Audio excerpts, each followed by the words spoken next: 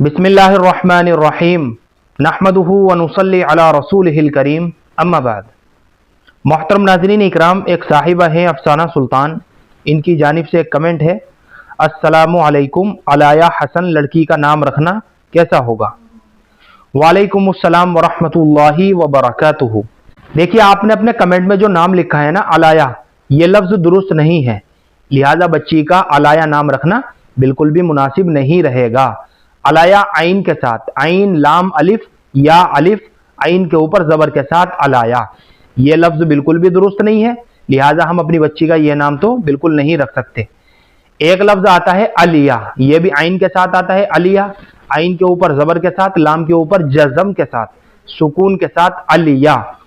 अलिया जो है ना, हर बुलंद चीज़ को कहते हैं, बुलंद चीज़, ऊंची जगह, आसमान, पहाड़ की चोटी। इसी तरह से एक माना और है इसके, अलिया के इज्जत व शराफत।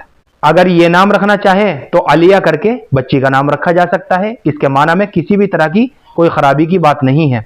और एक तलफ़ुज़ इसका अलिफ के साथ है अलाया, अभी जो मैंने आपको बताया वो आइन के साथ बताया अलाया, ये है अलाया अलिफ के साथ, अलिफ के ऊपर ज़बर के साथ, अलिफ लाम अलिफ या अलिफ अलाया। ये अलियतुन की जमा है और इसके माना आते हैं सुरीन, सुरीन की चर्बी और गोश्त। इसी तरीके से इसके और भी माना आते हैं, जैसे पिंडली या पैर का उभरा हुआ हिस्सा, उभरा हुआ गोश्त। तो अलाया करके भी अलिफ के साथ बच्ची का ये नाम रखना मुनासिब मालूम नहीं होता। तो मेरा मशवरा आपको यही है कि बच्ची का आप अलाया नाम ना रखें, इसके बजाय किसी अच्छे माना वाले नाम का इंतखाब कर लीजिए। आपने जो लिखा है अलाया हसन, देखिए हसन तो बहुत प्यारा नाम है, बहुत खूबसूरत नाम है, इसके माना है हसीन, खूबसूरत।